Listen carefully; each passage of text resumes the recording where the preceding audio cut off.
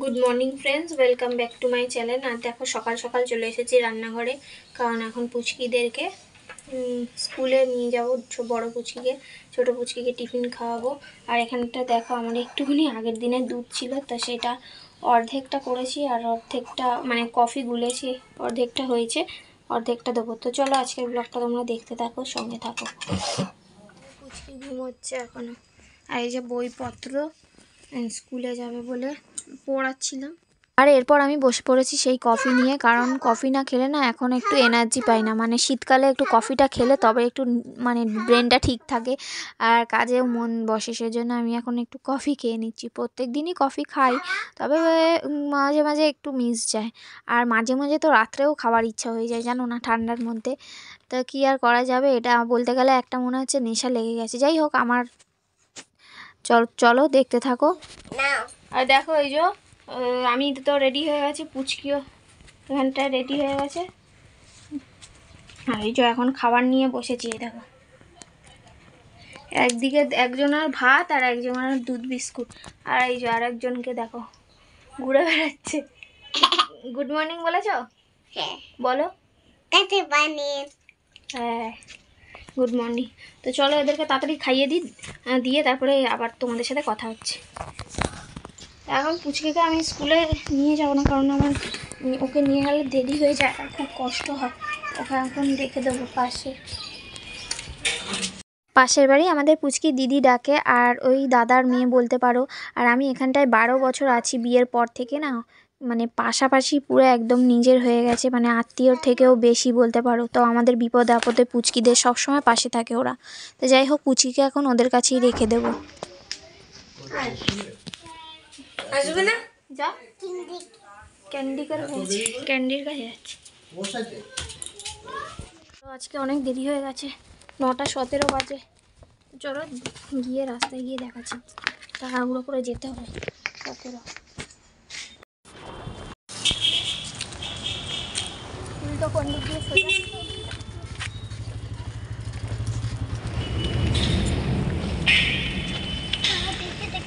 রাস্তায় দৌড়ে দৌড়ে যেতে হচ্ছে। এই দেখো হচ্ছে মেট্রো, আমাদের বাসরণী মেট্রো উপরে। ও পাচ্ছে না, আজকে হাঁটি দৌড়ে দৌড়ি নিয়ে এসেছি খাইয়ে দাইয়ে।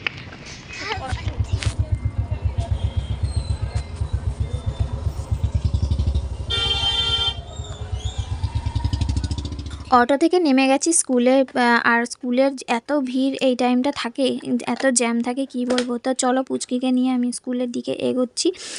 আর মানে স্কুলে যে কিভাবে দৌড়ে দৌড়ে ও যায় না, আমি দেখেও অবাক হয়ে যাই যে মেয়েটা কত বড় হয়ে গেল। আর দেখো ব্যাগ নিয়ে একাই কাঁধে ব্যাগ চাপি, আর ওদের মানে ওয়ানেও না উঠতে উঠতে এত বই খাতার চাপ, এত মানে অনেকগুলো বই খাতা। যাই হোক, এখানে দেখো কোনো গার্জিয়ানকে দাঁড়াতে দিচ্ছিল না, গেটে যে দাঁড়ায় আর কি উনি।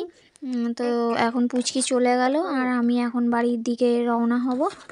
তো চলো দেখতে থাকো। আর স্কুলে আসার পথে দেখো বাজার বসে, ওখানে প্রচুর বাজার বসে। আর আসার সময় আমি ফল দেখছিলাম, এখানে আপেল, মুসাম্বি বা ফুলকপি সবই সবজি ছিল। তো পুচকিদের জন্য কতগুলো ফল কেনার আছে। তো চলো এখন আমি ফলগুলো নিয়ে তারপরে বাড়ির দিকে আমি রওনা হই। বাড়িতে গিয়ে আবার তোমাদের সাথে দেখা হচ্ছে। আর বন্ধুরা প্লিজ প্লিজ প্লিজ ভিডিওটাকেও কিন্তু স্কিপ করে দেখো না। আর ভিডিওটা যদি ভালো লাগে লাইক কমেন্ট শেয়ার করে দিও। আর নতুন বন্ধুরা যারা আমার চ্যানেলে আসছো, চ্যানেলটিকে সাবস্ক্রাইব করে পাশে থাকা বেল আইকনটি প্রেস করে দিও। আর পুরনো বন্ধুরা যারা আমার ভিডিও দেখছো তাদেরকে অনেক অনেক ভালোবাসা। আর এদিকে মাছ বাজারেও অনেক রকমের মাছ ছিল, তো ভাবলাম একটু মাছ নেওয়া যেতে পারে, তো বলে মাছ বাজারের দিকে আমি গেলাম। গিয়ে মাছের দরদামও করলাম, কিন্তু মেন কথা হলো মাছটা কেটে দেবে না। আর আমি মাছ না কেটে দিলে সে মাছ তো নিয়ে আসি না, যে কোনো মাছ আমাকে কেটে দিতে হবে। আমি মাছ কাটতে জানি না বলাটা ভুল, কিন্তু আমার একদম ভালো লাগে না, আমার প্রচণ্ড ঘৃণা লাগে মাছ তো আমার খেতে ভালো লাগে না। যদিও বা রান্না করি তাও এখন, মানে আগে তো একদমই মাছ ধরতাম না, এখন তাও রান্না করি, খাই, সব কিছুই করি, কিন্তু মাছ আমার কাটতে আমি একদম নারাজ, কাটবো না। যাই হোক, যেহেতু বলছে কেটে দেবো না, সেহেতু আমি আর মাছটা নিলাম না। তাও দরদাম করছিলাম যে যদি কম করতো তাহলে নিয়ে আসতাম, কিন্তু উনি 1 পয়সাও কমাচ্ছিল না। সেজন্য আমি দাম দর করে সোজা রওনা দিলাম বাড়ির দিকে। এগুলো নিয়ে আসলাম, এই চলছে মৌসুমি লেবু, আপেল আর এই যে কলা। চলো দেখতে থাকো, সঙ্গে থাকো। স্কুলটা এত দূর না, আর তো কষ্ট হয় কি বলবো, হাঁপিয়ে যাই হেঁটে হেঁটে, কিন্তু কিছু করার নেই, যেতে তো হবেই। বাচ্চা মানুষ করতে গেলে তো কষ্ট করতেই হবে। সবাই করেছে, আমার মায়েরাও করেছে, আমরাও করছি। ঠিক আছে বন্ধুরা, চলো গুছিয়ে নিই সব ঘর ফর, তারপরে আবার দেখা হচ্ছে তোমাদের সাথে। দেখো পুচকির জন্য অ্যাপেল কেটে নিয়েছি, জানি না খাবে নাকি। ও একা তো আমি দিইনি কোনো দিন, একা হাতে দেখি খায় নাকি। খাবে? হ্যাঁ ভালো খেতে, ভালো খাবে তো। কি ভালো তো, অমনি করছো কেন মুখ? অ্যাপেল তো ভালো হয়, মিষ্টি। খেয়ে নাও, আস্তে আস্তে খাও। কেন? ভালো খেতে তো, খেয়ে নাও বাবা।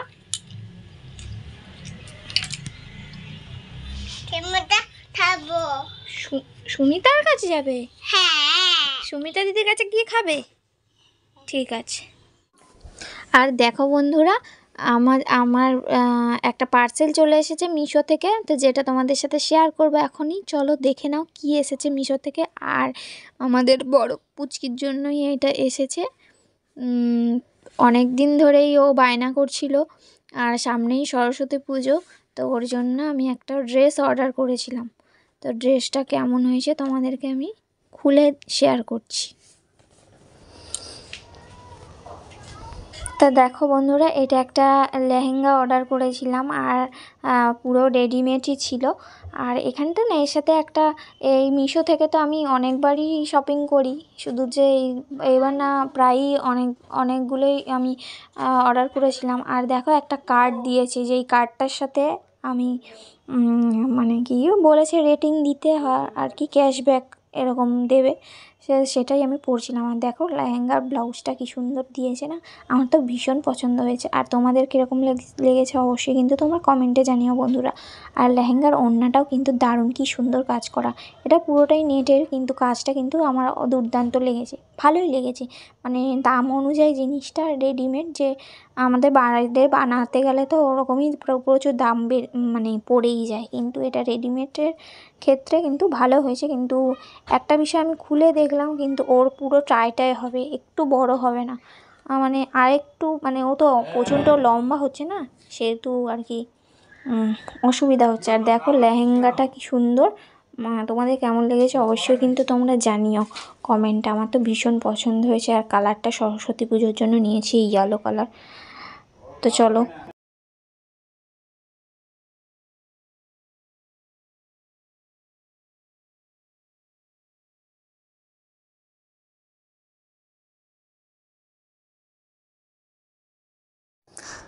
দেখো মাংসটা আমি পুরোপুরি রেডি করে, একদম দেরি হয়ে গেছিলো, কড়াইতে চেপেই দিয়েছি। আর দেরির গল্প রোজ রোজ একই কথা তো বলেই থাকি, যাই হোক।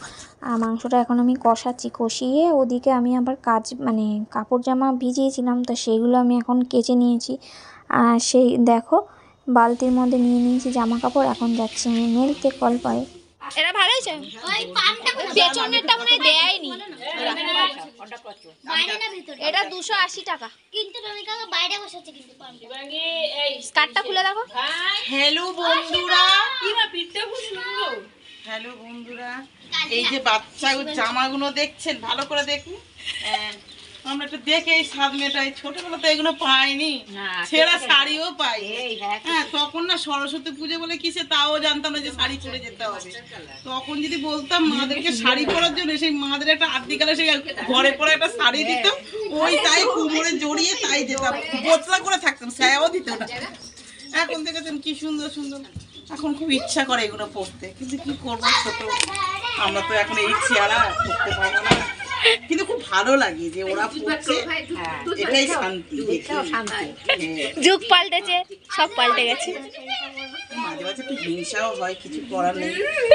দেহটা এত মোটা না, চলতে পারি না। বলে তখন বলবে কি তোমার মাথাটা একটু কমাও তাইলে ও মা গো, পুরো না। কই গেল গো? তোমার মাথাটা একটু কমাও। বন্ধুরা মা গো, এ কি বলে গো? এ বলে মাজা কমাতে, মাজা কিভাবে কমায়? মাজা তো খায়। এ জন্মে আর কমবে না, ও পড়ে গেলে ঘি লাগবে না গো, এমনি দেবে ধদ করে চলে যাবো। তো দেখো বন্ধুরা, আমার মাংসটা একদম রেডি হয়ে গেছে। মুরগির আলু দিয়ে, নতুন আলু দিয়ে করেছিলাম আজকে আবার মাংসটা। তো দেখতে কিন্তু ভীষণ ভালো হয়েছিল আর খেতেও অসাধারণ হয়েছিল। পরে ভয়েস দিচ্ছি যেহেতু।